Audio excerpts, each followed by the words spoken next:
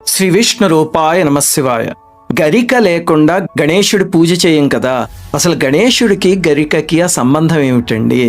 అలాగే ఆయన తలపైన చంద్రవంక ఉంటుంది, చేతిలో కమలాలు ఉంటాయి. ఏమిటివన్నీ అంటే వీటన్నిటి వివరాలు గణేశ పురాణంలో ఉన్నాయి.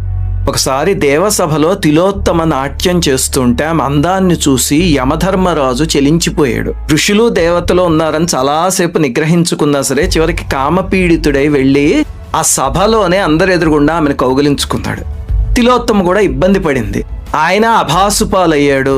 అందరూ నవ్వారు, అవమానించారు. వెళ్ళిపోతూ ఉండగా ఆయన రేతస్సు పతనమైంది.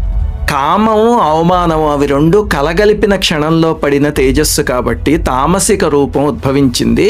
మండుతున్న జ్వాలలతో భయంకరమైన రాక్షస రూపంతో అనలాసురుడు అని ఒక రాక్షసుడు జన్మించాడు. పెద్దగా పెరిగిపోయి 3 లోకాల్ని బాధించటం మొదలుపెట్టాడు. హాయిగా సభలో నాట్యం చూస్తున్న వాళ్ళందరినీ పట్టుకొని చావబాదాడు. అందరూ తలో దిక్కుకి పారిపోయారు. అక్కడి నుంచి దేవతల్ని ఋషుల్ని ముప్పు తిప్పలు పెట్టి 3 చెరువుల నీళ్లు తాగించేశాడు.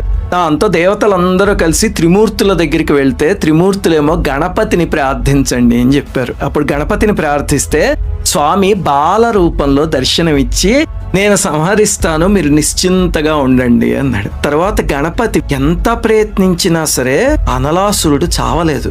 ఎందుకంటే పుట్టిందేమో మరణానికే అధిపతి అయిన యముడికి. అప్పుడు ఇంక ఏం చేద్దాం అని ఆలోచించి స్వామి ఏం చేశాడంటే తన శరీరాకృతిని చాలా పెద్దగా పెంచి అనలాసురుడి కన్నా ఆశ్చర్యంతో చూస్తూ ఉండగా అమాంతం అనలాసురుడిని మింగేశాడు. అనలాసురుడు అంటే ఎవరు? అగ్ని.